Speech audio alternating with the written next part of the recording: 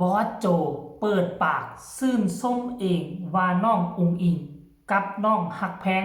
คือเพชรเม็ดงามแห่งวงหมอลำสาวน้อยเพชรบ้านแพง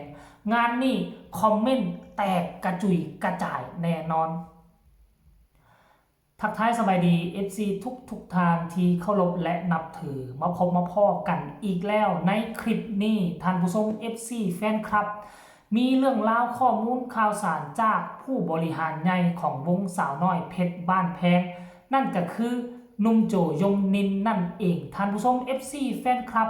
เมื่อประมาณ12 ชั่วโมงเราออกมาโพสต์เคลื่อนไหวเห็นแล้วได้อ่านแล้วดีต่อใจ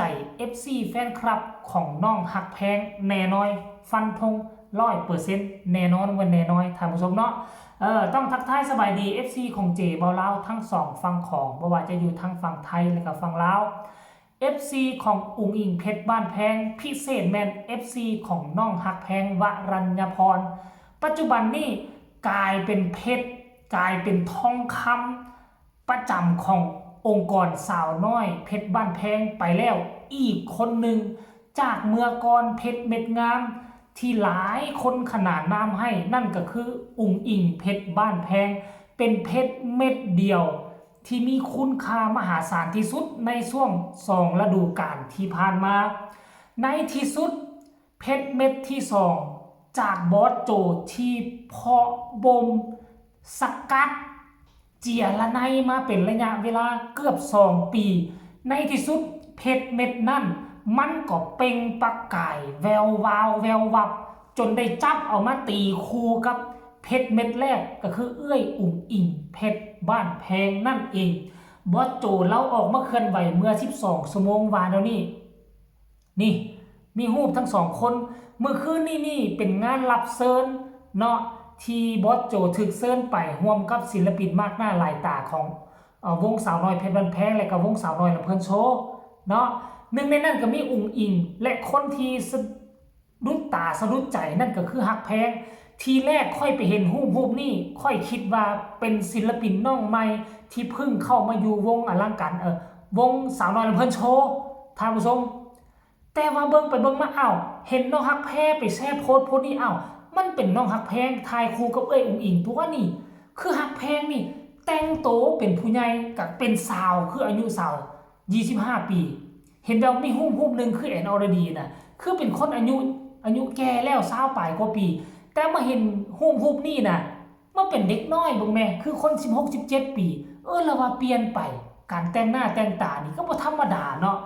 สร้างแต่งหน้ากับเขาเก่งหลายยอมรับแล้วคือเด็กน้อยอุ้งอิงคือกันคือเด็กน้อยฮักแพงก็คือเด็กน้อยบอสโจออกมาเขียนว่าเพชรเม็ดงามแห่งสาวน้อยเพชรบ้านแพงและนี่เป็นครั้งแรกที่น้องฮักแพงได้ออกงานร่วมกับเอื้อยอุ๋งอิงและได้ตีคู่กับเอื้อยอุ๋งอิงได้ใกล้ชิดสนิทสนมกับเอื้อยอุ๋งอิงปกติแล้วขั้นท่ากรณีว่าพักฤดูกาลถ้ามีงานรับเชิญส่วนใหญ่แล้วก็จะเป็นบอสโจไปกับเอื้อยอุ๋งอิงทางนั้นจะบ่ค่อยมีศิลปินคนอื่นเนาะดนๆจึงสิมีศิลปินคนอื่นร่วมนำแต่อันนี้บอสโจเปิดประตูให้แล้วถึงเวลาพักดันแล้วก็เลยจับน้องฮักแพงมาคู่กับเอื้อยอุ๋งอิงเริ่มเอาออกงานไปคู่กับคนดังคือเอื้อยอุ๋งอิงแล้วนั่นหมายความว่าเพชรเม็ดนี่ถึงเวลาที่จะออกสู่สายตาประชาชนออกสู่สายตาพ่อแม่ประชาชนแล้วท่านผู้ชม FC แฟนคลับบอสโจแล้วเก่งเรามีระยะเวลาบ่มเพาะค่อยได้ยินคำเล่าเว้าน่ะเสมอมาบ่ว่าจะเป็นโซเฟียบ่ว่าจะเป็นฮักแพงก็บอกว่าบ่มเพาะเอาไว้บ่แม่นว่าไปกักตัวเอาไว้บ่ให้เขาเจริญเติบโตได้ไปบ่มไปเพาะพันธุ์ให้มันใหญ่สูงเจริญเติบโตให้เก่งกล้าหน้าบานถึงข้าวมันก็จะออกมาเฉิดฉายและค่อยคิดว่าฤดูกาลต่อไปนี้คนที่จะเฉิดฉายน่าจะเป็นน้องโซเฟียทำชม FC แฟนคลับเพราะว่าอุ๋งอิงกระโด่งดังไปแล้วฮักแพงกำลังเปิดประตูเข้ามาให้เฉิดฉายวิทย์ฤดูกาลนี้ไปฮักแพงก็จะเป็นน้ำนิ่งไหลลึกแล้วต่อไปก็โซเฟียได้บ่เนี่ย